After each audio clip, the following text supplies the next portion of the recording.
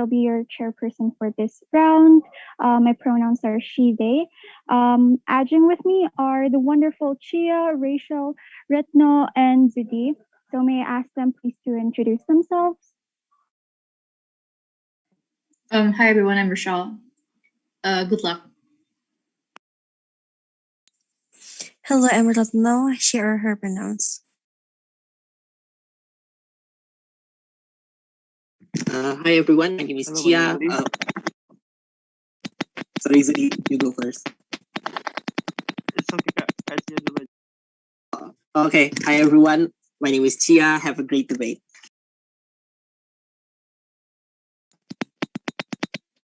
Hello everyone, my name is Zudi. Have a great debate. Rudy, we can't hear you. There's like I don't know, a thumping noise. I don't know what that is.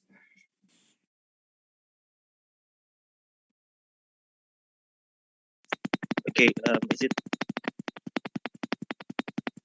There's still some thumping. Okay. Now? Yes, you're clear now. Okay. Probably it's just my headset issue, but it's okay. I can hear all of the voices clearly. Okay, so thank you, Zidi.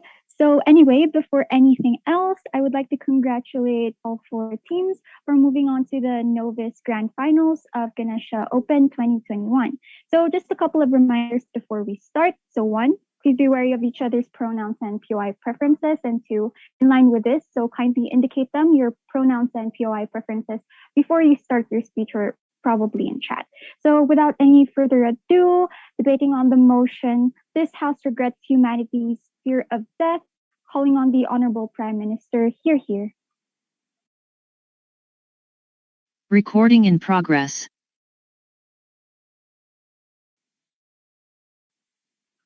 Hello, am I audible? Yes, you're audible. Can I just not open my camera because I am afraid that my connection was error? All right, sure. Okay, so my gender preference is she or her. And if you want to POI me, just unmute yourself because I think I don't read the chat. So I will start my speech. 3, 2, 1. Judges, now we are living in a world that we know that have no eternality. When we have been destined that if we born and then we'll live in our current moment and then grow old, and then most of people will think that we will going to die, especially in our world today where we think that the death population is also increasing a lot. Why? Because we know that we have more pollutions also have increased, and our foods that's also not we have consumed more that unhealthy lifestyles or foods like junk food, so on and so forth. Especially in nowadays, we also have the spreading of the coronavirus. But it is problematic that why the principle of why the humanity they are fear of death. Me as the opening government, we will explain why we really regret for this, and I will bring you two of my arguments. The first one, why it is problematic if humans fear of death, and then the second one, why it is better if the humanity not if the humanity not fear of death anymore. So let's come to my first argument. My first argument is we know that nowadays many people they are trying to avoid death. Many of them trying to have lives to maintain their lives, so on and so forth. But why it is really problematic? The first one, the people because they are constant fear, they cannot live in the moment. They want to strive and achieve more. So we know that because death is something unpredictable, and because they are afraid of death, so they could find another ways how to maintain their life. Why it is problematic? Like the first case, we know in the case 2012, like NASA has reporting that we also have the doomsday. And then if we have the doomsday, we know that many people they are panic buying things or emptying in the supermarket, so on and so forth. And then the second one, we know that current moment we had the COVID-19, but because we know that people they are really feared of that, so they just in every marketplace they also emptying stocks and panic buying something. And why? Even if it is the way for human to maintain their lives, it is also problematic because in order to live in their moment now, they only cares about their life. They only cares about how to have the eternality. And why we should regret this? The first one, we think all the all the resource by the humanity, they already clash with other people's life. We know there also direct already exercise with another people's life. Yang we know that could impact it is the poor people that cannot avoid the basic needs will also lose their right. These of the poor people they're unable to buy things. That's why and then it is only just a small it is also already the big case. And then we know because of the COVID-19 itself, many people they're also trying to have the anti-Asian hates. They have the Asian hates because they think that the Asian is spreading virus that made people dying. It is because how the humanity fear of death impacting all over the world. And then my second argument, why? If we think that the feeling, why if the human, they are not fear of death, they could make people living more. We know some of the character of the people itself. The first one, they have, we know that the death is something that unpredictable.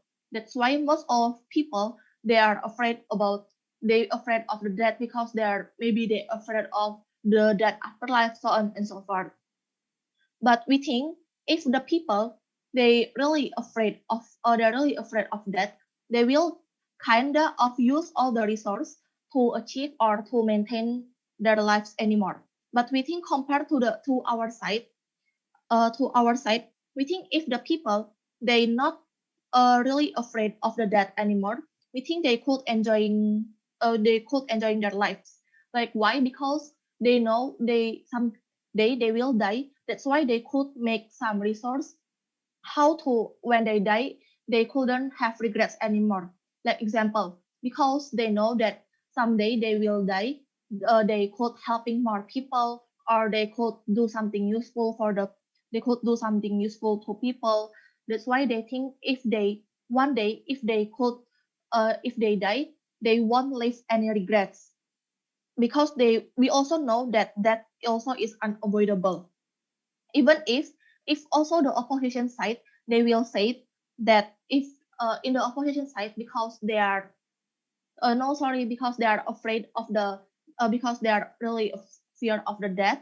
That's why they could eating properly or they could do something. But we think in our side those of kind of the people they could really enjoying their life and then also they could do something useful instead of in the opposition side they only trying how to maintain their lives. So the opposition side they also will trying all the efforts Point of how to information. maintain their lives no to maintain their lives such as they panic buying and also they only cares about their lives so they only cares about how to maintain their lives. So very proud to support. Thank you.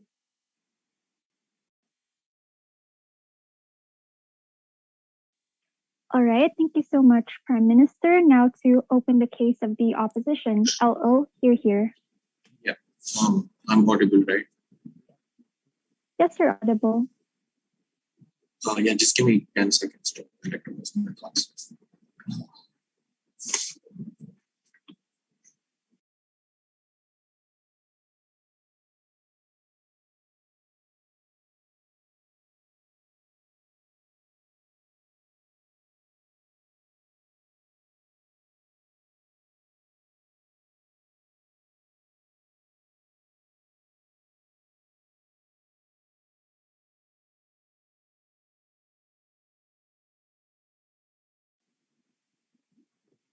Yeah. Okay. Right. Just last check, I'm audible, right? Yeah. Anyway. Okay. So before I get into the constructive bit of my case, let's just sort of summarize exactly what OG tells you till this point. They basically tell you three things. They tell you, as a result of the current fear of death, people in general panic more, and there is some level of illogicality that creeps into people's decision making. And B, they tell you, you know what, in a world where people are not afraid of death, there's a likelihood that people will die with less regrets or with no regrets, right? And I'll just give you a hint as to how I'm going to break down both of these arguments for the rest of the debate. Also, by the way, I'll take POIs in chat. And with the first part, let's talk about exactly how many circumstances that government sort of slimes around in this debate, right?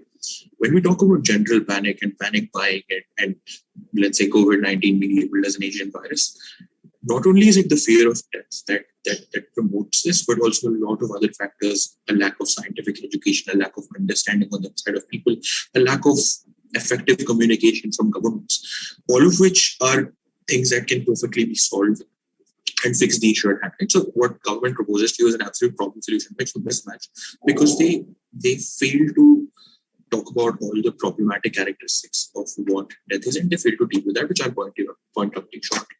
Right? And the bit with no regrets, I'll deal with that in a couple of minutes. Right? So let's talk about the fear of death and where it stems from. What is the fear of death?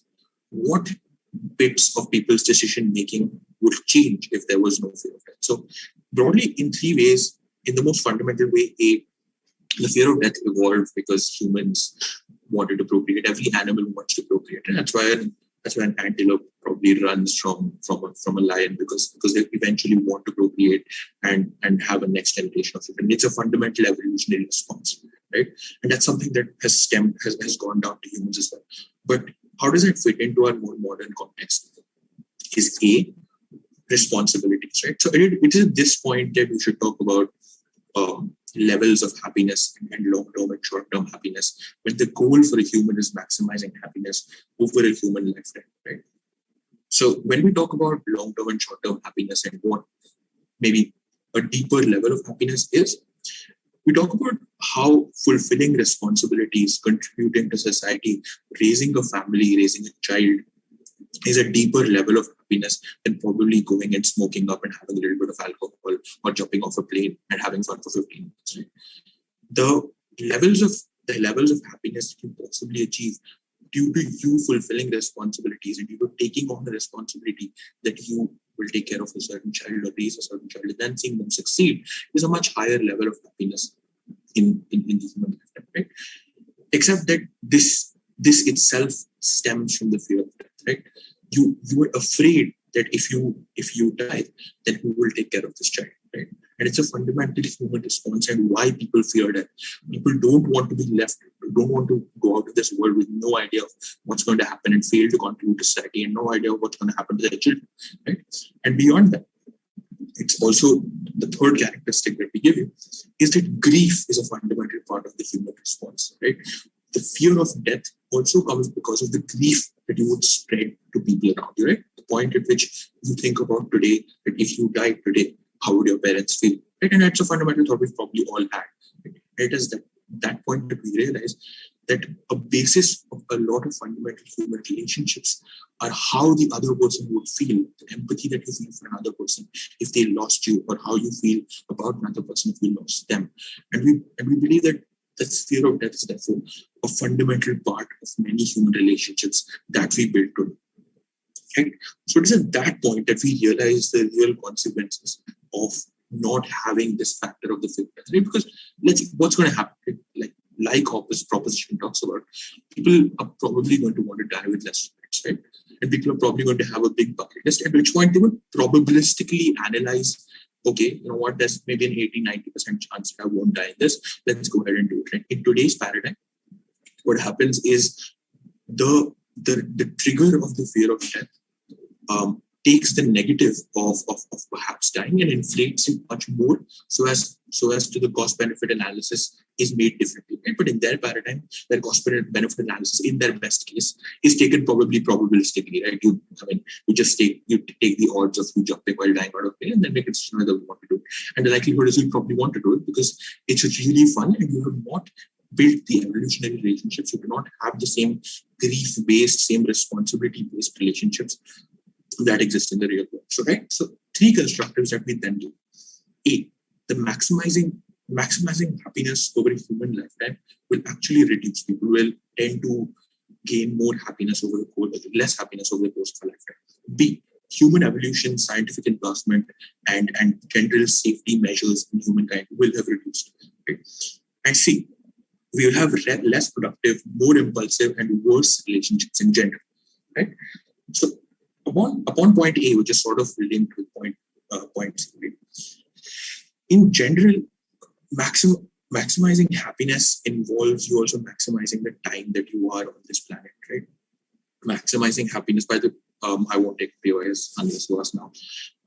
Maximizing happiness over a human lifetime involves you staying as long as possible, right? And as we've justified to you, there are certain long-term happinesses that require an investment of some sort of grunt work, that require the investment of taking on some responsibilities that may not be fun at that point in time, but you only do because you have a fear of death, or you only do because you don't want to lose that particular person, right?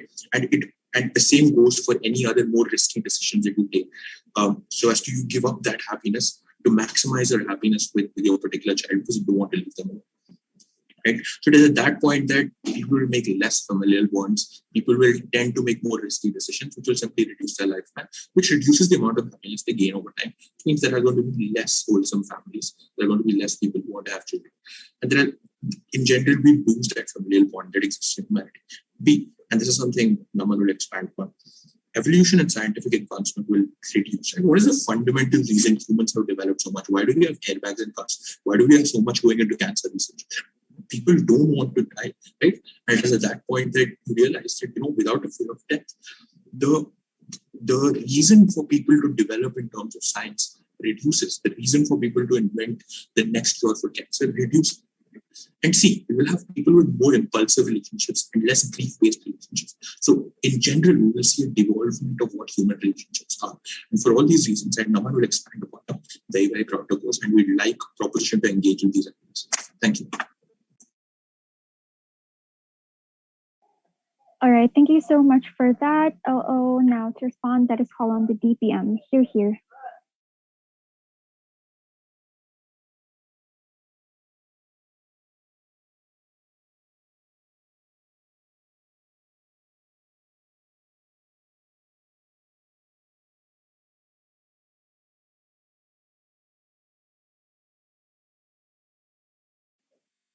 Hello, DPM. Am I audible? Yes, you're audible. Okay, thank you. I'm sorry for that. For my POI preference, if any of you want to POI me, you can just unmute your mic. And for my gender pronouns, it is they, them. Okay, so I'll start my speech in 3, 2, 1. Yeah, just in the status quo, we fear of death because death is being pictured as something that is the end of everything, that is scary and something that should be feared of. But we need to realize that death is something that's natural. It is a cycle of life after all. Like one live and the other die, and it will continue to do so even at the end of time. And then why are humans afraid of death so much? We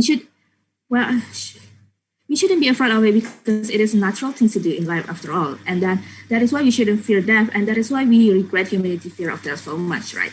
So before I move on to my argument, I have a few things that I want to respond from the opening opposition. First of all, about they said about this kind of fear of death will then maximizing the person happiness and all. But we want to say that this kind of wish will not happen because the happiness they reach, even though they have this kind of feeling of happiness, if they fear of them so much, because then they will try their best to be happy, right? I'm sorry, is my voice echoing? To me, it isn't. It's all right. Okay, so I'll start my speech again. So when they try to reach this kind of happiness, when they are living in fear, the only thing that they will reach for is the artificial happiness. It's not the pure happiness that comes from their heart, but it's only artificial happiness that they force themselves to be feeling because they are afraid of that. Now, why this is happening? Because first of all, when you want to feel this kind of happiness, like maybe you will seek it from other people, right? Like pursuing a relationship, having this romantic relationship, or try to have good friendship and family relationship. All you want to make it good so you can have this kind of happiness, right? But you are only pursuing this kind of relationship because you are fear of death. Because like my first speaker have said before, death is unpredictable and you don't ever know when your time will end at all. So you don't want to leave any kind of regrets behind, and that is why you kind of force yourself to do this kind of thing, to pursue this kind of relationship, and then you kind of force yourself to have this kind of perfect relationship as fast as you can before your times end, so that you can quote unquote enjoy it. But this won't be the pure happiness that you have, because it's only artificial happiness that you force onto yourself to have. And secondly, if you want to have happiness like by productivity, like you have achieved so much and all in life, like you have a good grades or a good position in your work, this only happens because you work yourself so hard that you so that you can have that kind of position without really realizing that you need time to rest, you need time to break. But you only do that because you want to achieve so much so that you can have this kind of quote unquote happiness in life. But that will not make you happy at all, because then you will just turn into a toxic cycle of toxic productivity and toxic mindset, where you self-exploit yourself so much just so you can achieve your dream to feel quote unquote happy, right? So that's for my response. Other response I will be integrated into my argument. So first of all, I want to talk about how life is unpredictable.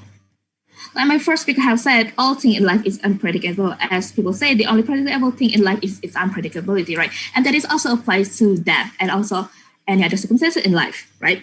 And human hates not being in control. It frustrates them so much that they can't predict things, and that is why they fear of death. But the thing that we need to notice is that death can come to us anytime soon. So what can we do? What can we as a human do? We try to avoid it as much as we can because we are afraid of it, and then we become paranoid. As we fear death, we want to live as much as we can, like, right? To live as comfortably as we can before our times come, and we want to pursue as much as we achieve as much achievement as we can before death comes to us. So because humans are fear of the end, they have this a lot of things in life that they want to achieve. They will try to work really hard to achieve what they want because they never know when death will come to them. And because of that, they want to achieve and reach their dream as fast as they can, as fast as possible. But this will not be healthy at all, because by nature, people are never satisfied. They inherit one more and more and more. Even though they have already achieved one thing, they want to achieve next thing and next thing and next thing. And they will never know when to stop because they feel when they stop, that is the time when death will come to them and they will not be able to reach the next thing. And that is why it will be really bad for their mental health, because then they will work themselves so hard that they will not be able to live in the moment at all and to enjoy the things they already achieved and all. Because of that, there are, and that is why this kind of productivity, like the opposition side of the house wanted, will not be happening, because then it will not be healthy at all, and the productivity will, at the end of time, will just ruin themselves. It will just ruin the human being. And like my first speaker have said before, this kind of death is unpredictable. And when the unpredictable circumstances like COVID-19, the pandemic going on that we never predicted before happen, humans then will strive to live so hard they will harm other people to live on. Like for example, the panic buying, and my first speaker has said it's irrational because they all become paranoid and fear of that, and it harms other people's will to live again. And that is why this kind of fear of death should be regretted, because it's not only bad for us, but also bad for other people. Now moving on to my next argument, what will happen if we stop being so afraid of death, right? When we no longer fear death, we as a human, we won't have this constant fear of death, like a fear of our time running out of time, and we won't work ourselves so hard to achieve what we want before our times come, right? Then what next if we don't have to work so hard because we are afraid of things, right? Then we will be able to forgive ourselves more. We'll give our time to relax, and it will be better for our mental health. Like I said before, when we are fear of that, we want to achieve as much as we can, and we work ourselves too hard, right? So when we are making a mistake, we won't give ourselves a time to fix our mistake and move on life, or we won't give our time to forgive ourselves of that mistake, but we want to move immediately to another thing, right? We want to fix the mistake as fast as possible, and we work hard and hard and hard and hard. And that in the end of time, they will be not good at all because, like I said before, it will all lead to toxic productivity that ruin ourselves. So if we have this more, so if we stop feeling like we are running out of time and we stop feeling like constant fear of death, we will give ourselves time to forgive ourselves, and the productivity that we have will be more healthier and all, because then the productivity that we have is based on self-interest, where people want to strive for things for the sake of happiness, for the sake that they will be at ease, for the sake of they will be happy if they do that, right? Like for example, if we are fear of they will only eat healthy food or healthy things, and we'll working out because then we don't want to get sick or stress out there much. But in our case, if we stop being fear of them so much, we'll do that for ourselves. We eat healthy food, we'll eat more vegetable and all for ourselves to be healthy, for ourselves not to feel sick, for ourselves to be stronger and to be able to live our life longer. But not because of fear of that, but because of the enjoyment that we have in that moment. And that is why we are regretting the humanity fear of death. Thank you very much. All right, thank you so much, TPM. Let us move on to the DLO. Here.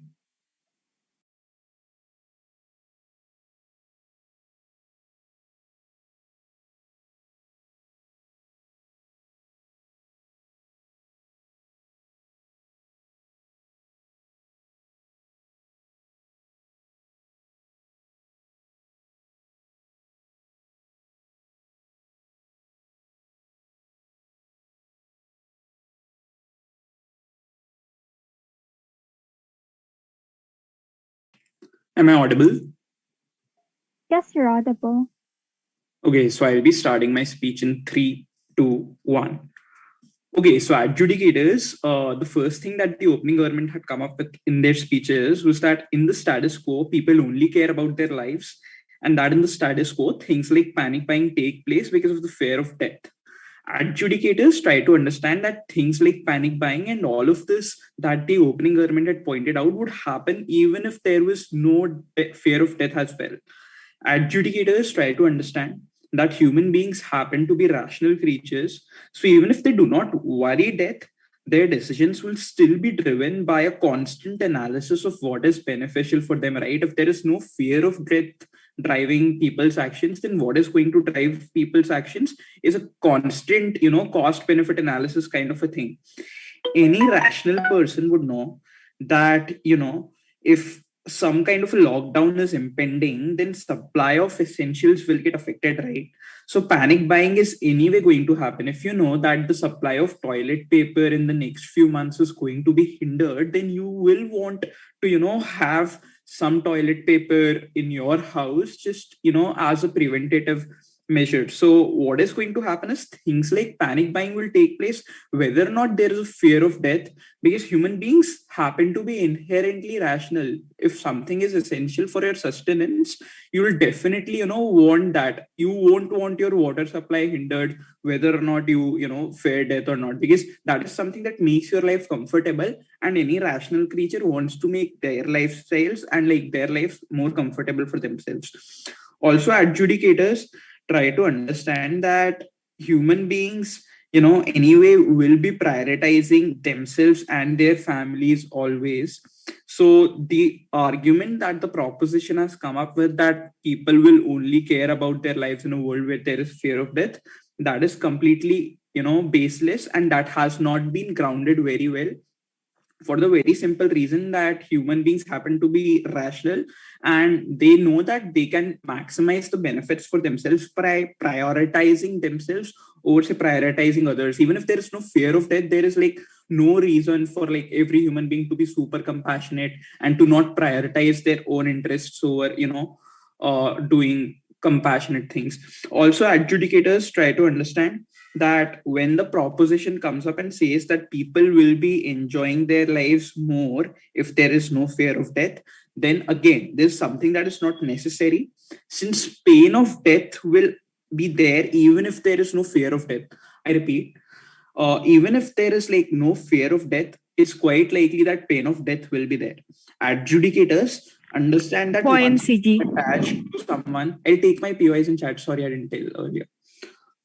adjudicators try to understand that once you get attached to someone, which is quite likely after like you spend time with that particular individual, and if they die, you will anyway feel sad, right? Whether or not you were afraid of them dying or not, whether or not there was like a fear of death, but if someone you were attached to, someone you spend time with every day, if that person suddenly disappears or like if that person dies, you will definitely feel sad, right? You will feel a void in your life. So basically, if you're like a mother and if your son jumps from a plane just because your son does not fear any kind of death, you will definitely be sad, right?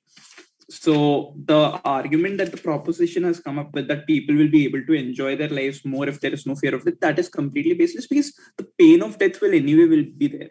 Also, adjudicators, when they come up and say that in the status quo people try to get good grades and stuff, that is something that again people will definitely try to get good grades anyway, even if there was no fear of death, because they know that good grades would lead to better resources for themselves in the future. They'll be able to earn more money because they'll probably be able to go to a better school, they'll probably be able to get a better job. That is something that logically benefits them. So this drive, or like the all the pain that people take up just to get good grades will anyway be there.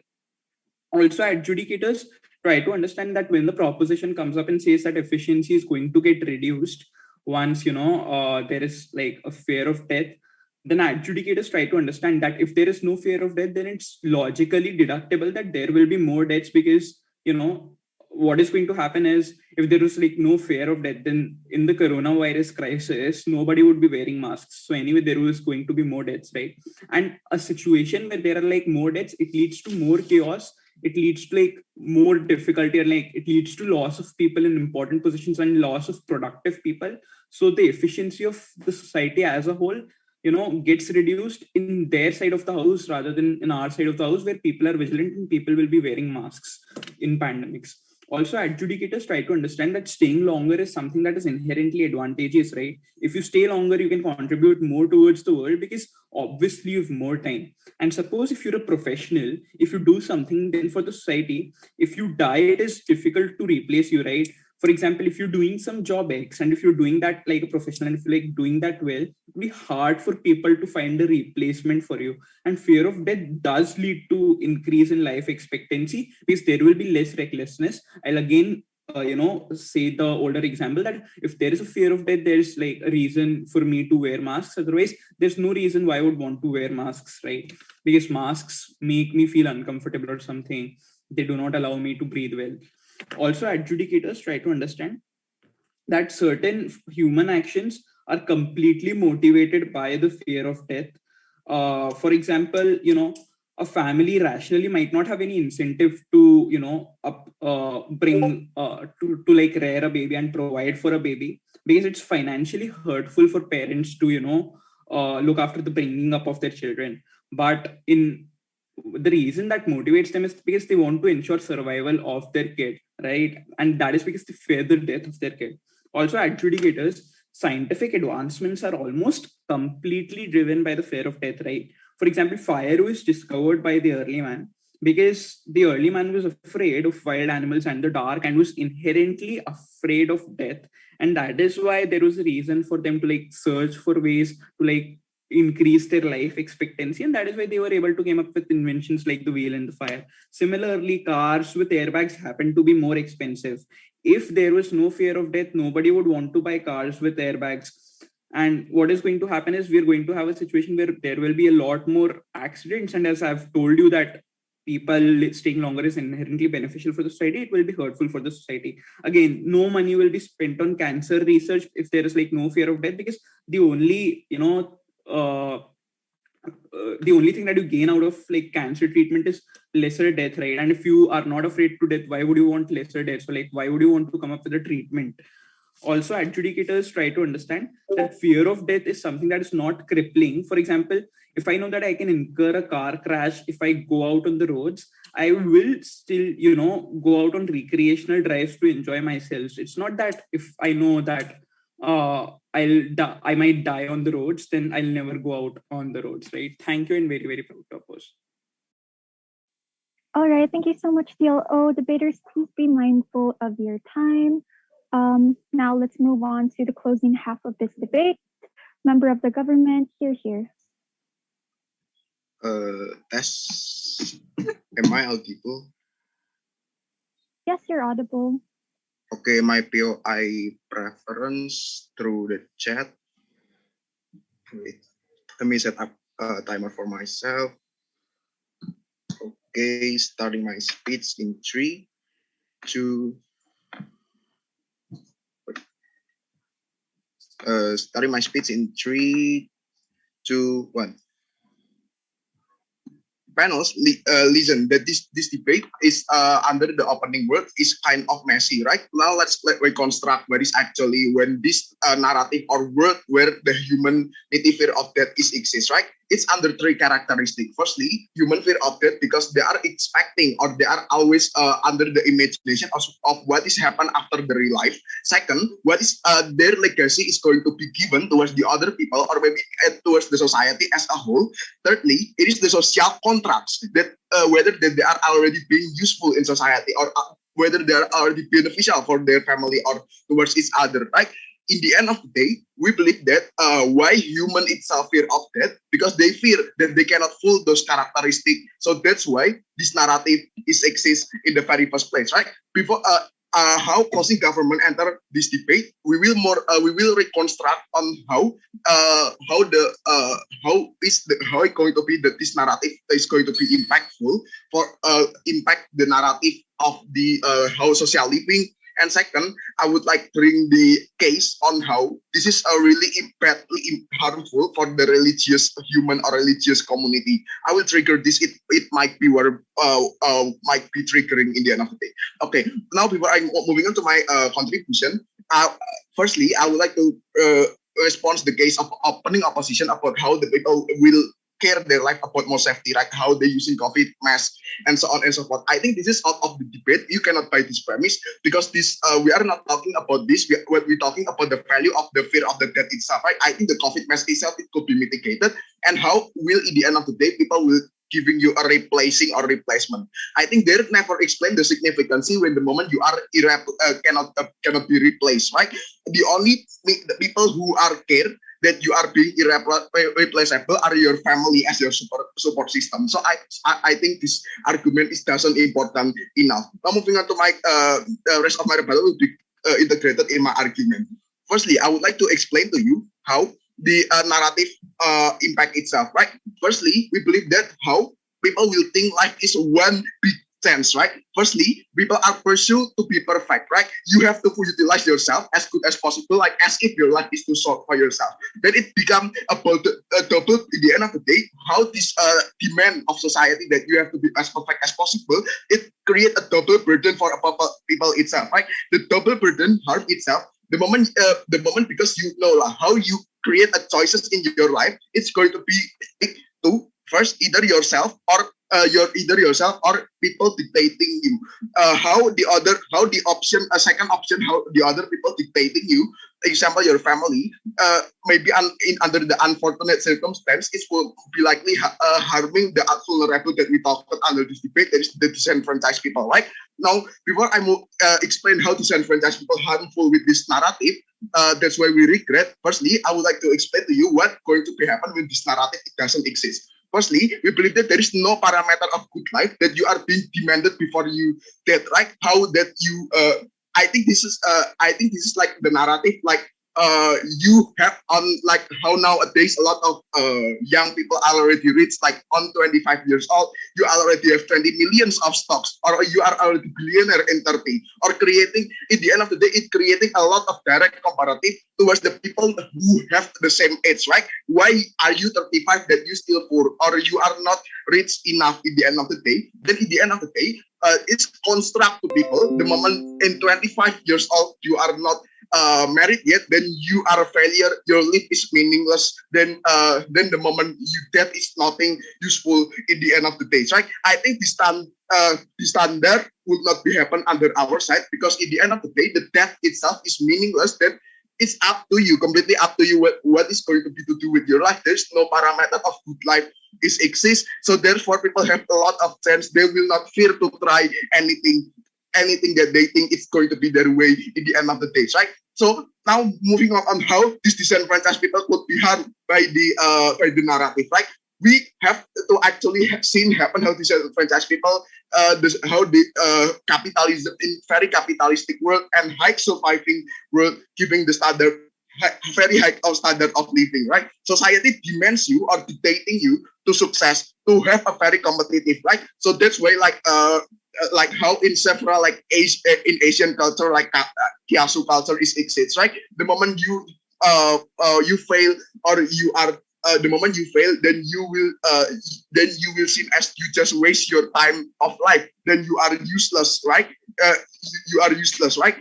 Because whether we like it or not, we believe that the life of principle is about contributing towards the society, right? The moment you are not contributive enough towards the society, then you will be dismissed in the end of the day. So that's why, in the end of the day, also when this how this contribution life principle, there is also being fear, create the human fear about their death. In the end of the day, it's only creating the exclusivity towards like rich people will be seen as a useful, because they have a good life. They could contribute as much towards the community, towards the society, comparatively to poor people that they are let's say they are not contributive enough. Their life is failed.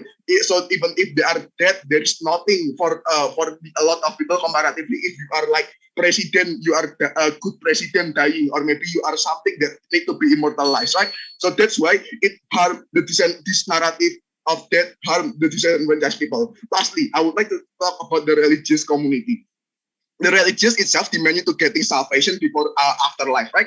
How afterlife somehow is unrealistically could be fulfilled, right? For example, that you have to do charity as much as possible, prosperity, and even you have to go Kaabah, just make yourself to be more honorable, right? So in the end of the day, what is the moment you are fear of death? I think the religious community or a religious human being, it will be doing the irrational thing, like you are selling all of your assets just because you want to go haji, because you don't want to die before you are going to haji, or maybe you are how extremists forcing LGBTQ community to be straight just because for the sake they don't want Armageddon is happen to be soon in the end of the day, right? In the end of the day, it indirectly creates a backlash towards the religion idea itself that you have to be peaceful as possible or create a safe place in the world. So that's why in the end of the day, the narrative of how this narrative of fear of death is harmful for the also could be harmful for the religious human and religious community itself. So that's why we're so proud to open the case of closing. All right, thank you, MG. Now let us move on to the member of the opposition. Here.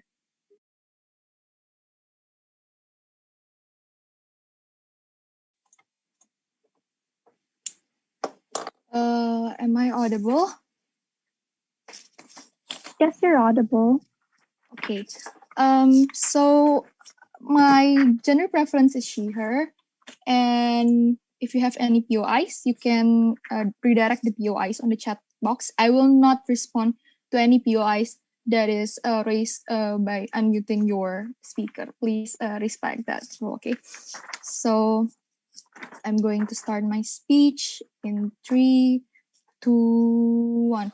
The government side of the house, especially the closing government team, only emphasizes on these kind of expectations that are put under the society, and blaming it on the fear of the death itself. But we would like to explain to you that this is not the true case. Why?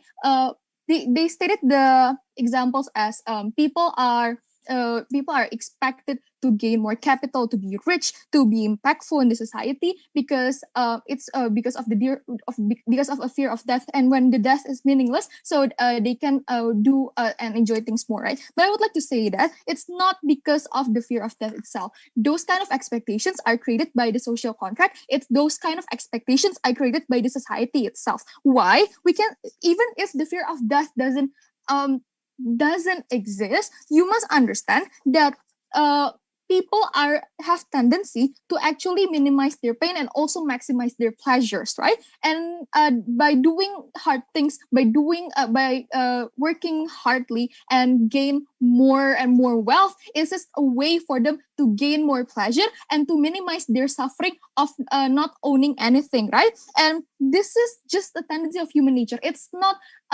based on the humanity's fear of death. And the second point that I would like to explain to you is that the government claim that the idea of these people being irrational, selling their houses or to go on a hajj, or maybe other notions that they say, it's not really a general case. And I would explain to you what actually the benefits of the fear itself of death that is to the religious community especially.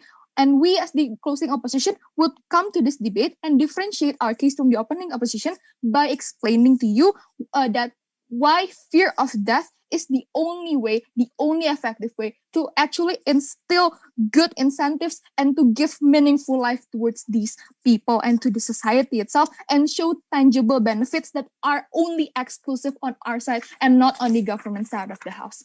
Okay, I would like to go into my substances. First of all, we believe that the fear of death will incentivize people to do more good. Second, we believe that this will give human life more meaning, and these kind of benefits are only exclusive to our side. And I will elaborate it more later. First of all, I would like to explain to you why is there a fear of death in the first place, right? So the fear of death comes from three reasons. First of all, there's an uncertainty of death itself. You don't know what you're going to face after your death. There's this emptiness or nothingness, or is there even going to be an afterlife in which you're going to be happy, or if you're going to be tortured for the rest of your life, right? The second reason is that deaths are the end. It's just a irreversible change that you cannot come back to life, right? And the third one is such a drastic change that impacts a lot of people in your life, not only yourself. Now, I would like to explain to you why this fear of death is actually effective in instilling the ideas inside the human head that people will be incentivized to do more good and also to have a more meaningful life. First off, reason that fear is irrational, and it's a really good tool to actually planted an idea on people's head, especially in the religious community. We're gonna say and that religion is heavily tied to this afterlife, this fear of death debate with the afterlife concept, reincarnation, and we say that this kind of process, the afterlife process, is a permanent process, right? Once you get into the afterlife, you cannot go back. And why the religious community will actually benefit from this, and why our society is going to be better because they're more incentivized to do good. Because first of all, in the religion's teaching, that if you do badly, if you do this kind of sin, you're going to be tortured for the rest of your life. You're going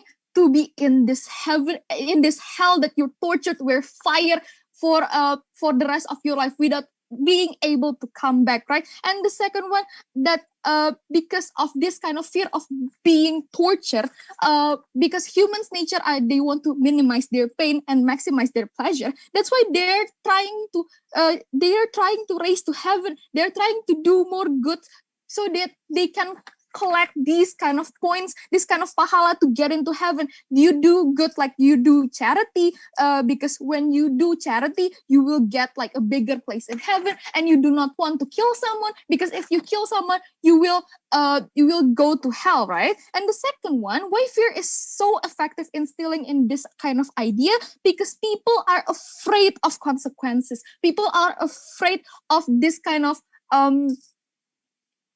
ancaman. And what real consequences that I would like to say, it's not only the afterlife consequences that you will face in the religious community, but there are also other real consequences, such as leaving all the things that you have worked so hard behind, uncompleted projects, and even leaving your family behind. You are afraid of this kind of uncertainty, right? You have to understand that a lot of times that you're afraid of someone's death because you're afraid how to grieve with their death, right? And this is why you're tend to more be incentivized to do good to these people, because you regret that you haven't done much to make them happy at the end of the day. You want to make your family happy, and that's why you do good to them. You want to make your friends happy. You want to create impacts in this world. That's why you do good, right? And this is why that fear is so effective in instilling good ideas inside. If is effective in instilling the ideas to do good and to have a more meaningful life at the end of the day. And this kind of benefits is only exclusive at the opposition side of the house, because that's the only way to achieve this. And because the fear of death is the only way to achieve this, because there's the irrationality behind the deaths that you won't be able to come back, right? And the second reason is why it's exclusively opposition, because this kind of fear of the death, this kind of fear of the unknown only comes from the fear that is something so unpredictable called death. Now, I would like to back and say that, so the benefits under our side of the house, that we will have a better individuals who have meaningful life, because they will be pushed to do the things that they want to do, the best, creates masterpiece while they're still living. And because we want to have a better society, because people want to do good. What happens if there's no fear of death? First of all, there's no remorse, there's no incentive to do good. How with the government must answer to us, how will they incentivize this kind of actions in their side of the house? And this is why we're so proud to be CEO, full CEO. All right, thank you so much for that. So to crystallize the case of the government, may we call on the GovWhip here.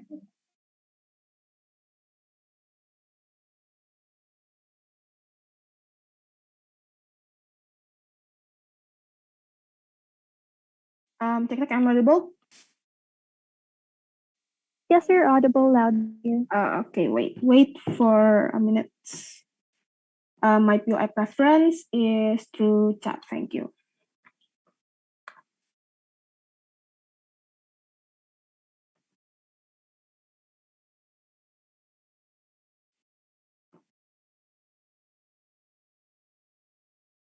Okay.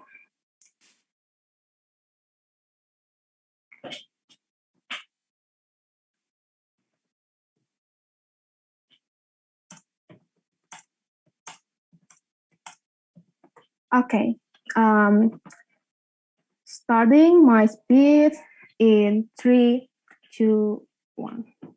We understand that humans will die, right? Because it's our nature that humans will die and unpredictably. We cannot predict how and when we die, because that's why humans are afraid to know about their death, and they have fear of death and so on and so forth, because they think that that is end of their lives, ladies and gentlemen.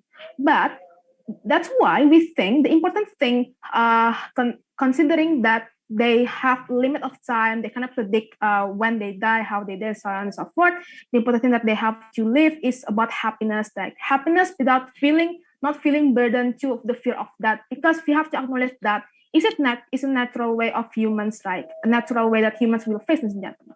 Okay, there are 2 substantives that we'll talk about in my speech. I will engage to the points about happiness, and the second one about how good incentives for the society. Okay, going to the happiness. Came up with the idea that how this need of a feeling of that can maximizing their every individual's happiness to doing maximizing things, ladies and gentlemen. But however, we think that is problematic. They never explain to you how kind of happiness that they will achieve, ladies and gentlemen, because when we extend to maximizing happiness, but they don't ever explain to you why maximizing happiness that overshadowed by fear of that is okay in the side of the house. Because we think it's problematic if the happiness, maximizing happiness because of overshadowed by fear of that, ladies and gentlemen. Okay, extending my previous speaker's speech, that we tend to pursue happiness, endless happiness, and also tends to pursue perfection in the end of the day, right? Because it's very problematic when we try to, doing something, achieving something that often beyond our capability and so on and so forth. That leads to that we are tend to feel burdened, because we cannot achieve anything in our life in our limited time, ladies and gentlemen. Meanwhile, because we have a limited time, we all try to pursue endless happiness as long as we get with happy, right? Because of the fear overshadowed by the fear of death, ladies and gentlemen. This is create an unhealthy mindset and healthy mental, ladies and gentlemen, in the end of the day. Because we are constantly seek happiness, not truly because for ourselves, for our serenity, for for our value as human, but it's all just for the fear of that we think is problematic, that because leads to a mental health problem if we keep doing this kind of thing, ladies and gentlemen. So that's why we think the opening opposition's idea about maximizing happiness is not exclusive and tend to lead to the other problems, ladies and gentlemen. Okay, so about the idea how as a human being, I want to engage to the idea that as a human being, we not only care for our as a human being, right? Because I think that the opening opposition has mainly talked about we have to prioritize individual first and family first instead of others, because humans are tend to feel rational, so on and so forth. But we think that as a human being is morally, we do not only care for ourselves, but also it's a moral obligation for us to also care for others, gentlemen. Because what? Because the first thing that we can tell to you is that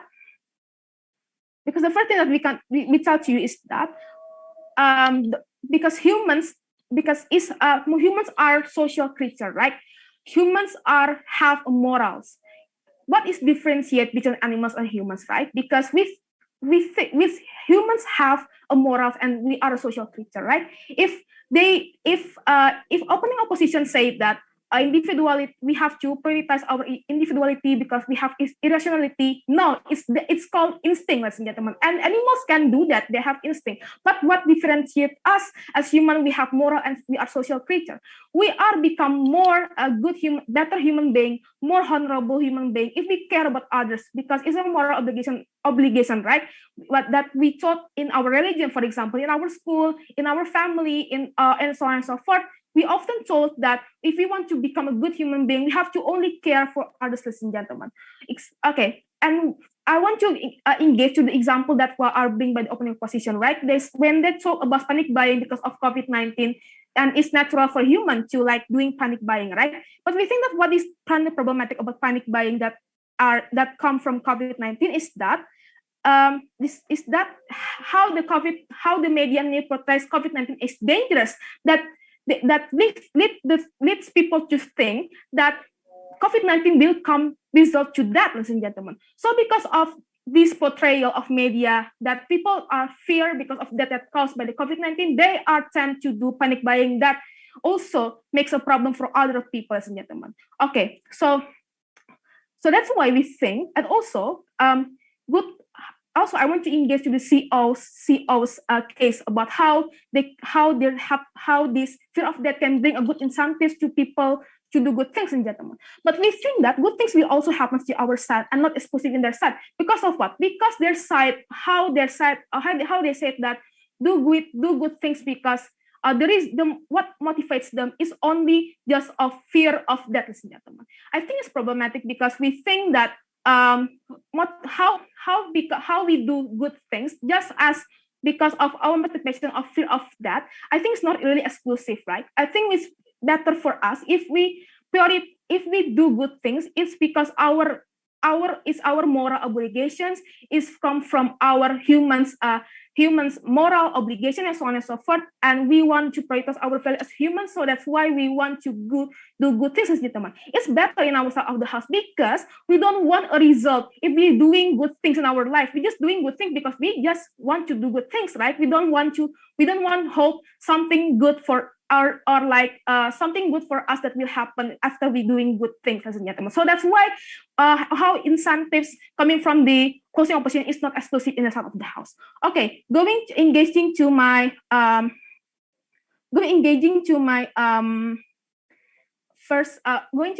the all opening benches. I think why CO wins this debate because if we provide the exclusivity of how disenfranchised people will get impact because of this thing, because we believe that disenfranchised people doesn't have enough capability to achieve those kind of achievements when they have limited resource and they don't have any kind of privilege compared to rights people, gentlemen. And also why the happiness coming exclusively from our side, because those explanations that I have explained in this debate. Okay, so based on these reasons, we are proud to become in closing government. Thank you.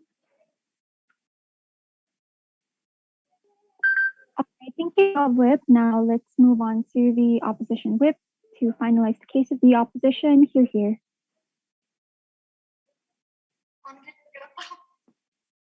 Hi. Is my voice audible? Hi, yes, you're audible. Okay. So I prefer to be quote with him, he or him pronouns, and you could put your POI in the chat. Okay. So I'm gonna start my speech at 3, 2, 1. So, ladies and gentlemen, so far both sides of the house have tried to debate or around the topic whether the fear of death serves a good purpose to the individual or the society as a whole. And there are a lot of arguments coming from both sides that I'll explain later in the classes. But first, I want to point out that it is very unfortunate that until the end of the opening part of the house, there is no good contextualization or characterization about what actually triggers this fear of death. Where's the root? Where does it come from? Their arguments was kind of messy because this contextualization hasn't been provided from the start. So the closing side of the house instead has provided to you what are the causes of this fear of death, which is the first one is about the uncertainty about death, about what's coming after death. People have no knowledge at all about what happens to you explicitly and specifically about you yourself when you are buried to the ground or when you are cremated after that, what happens to all your memory, all your experiences, and all that constitutes yourself. And that uncertainty, triggers a very, very uncomfortable feeling in ordinary humans. And the second is about the death is an irreversible point in which there is no turning back for the people who has experienced it. We have seen, scientifically proven experience, scientifically proven occurrences of people coming back after they are being buried, and so forth and so forth. And this puts fear on ordinary people's mind. And the third is about the impact to the people around the ones who's dying. The families they left behind, the friend they left behind, everyone who has been impacted in a positive or in a good way by the deceased people. It would inflict such great grievances and sadness that everyone is fearing that the ones who are surrounding them will one day experience this kind of terrible feelings also. So that's the contextualization for this debate that's been provided by the closing side of the debate. So let's move into what the argumentation from the both sides has been provided so far. So the government side of the house first tried to convince us that fear of death is bad because it pushes people to do irrational actions or decisions such as panic buying in the case of COVID-19 or doomsday revelation in 2012 where people flocked into the supermarket or shops buying toilet papers or other stuff they deem essential. But and then they explain that it would impact the vulnerable society that could not afford that kind of luxury of hoarding those kind of stuff.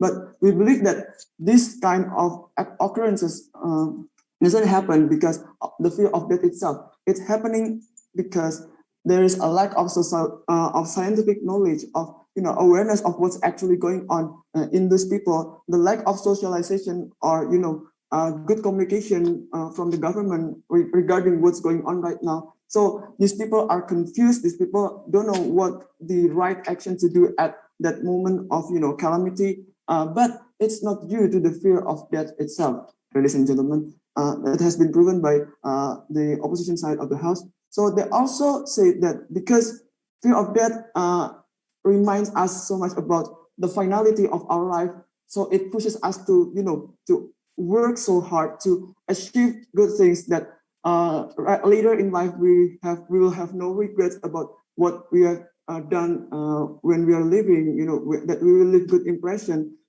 into the point that some people are overworked to their death, and live unhealthily due to all this pressure and actions. So we believe that this doesn't stem from the fear of death itself, ladies and gentlemen. This stems from the unhealthy unhealthy expectation of the society surrounding these people itself, ladies and gentlemen. So if you want to correct this kind of behavior, if you want to make people more enjoy their work or enjoy what they're doing right now more, you should correct or put much better social norms or expectations that will not push these people into doing such acts in the first place. But removing the fear of death would not work, because that's not the source of this kind of actions in the first place, ladies and gentlemen. So by that, we will try to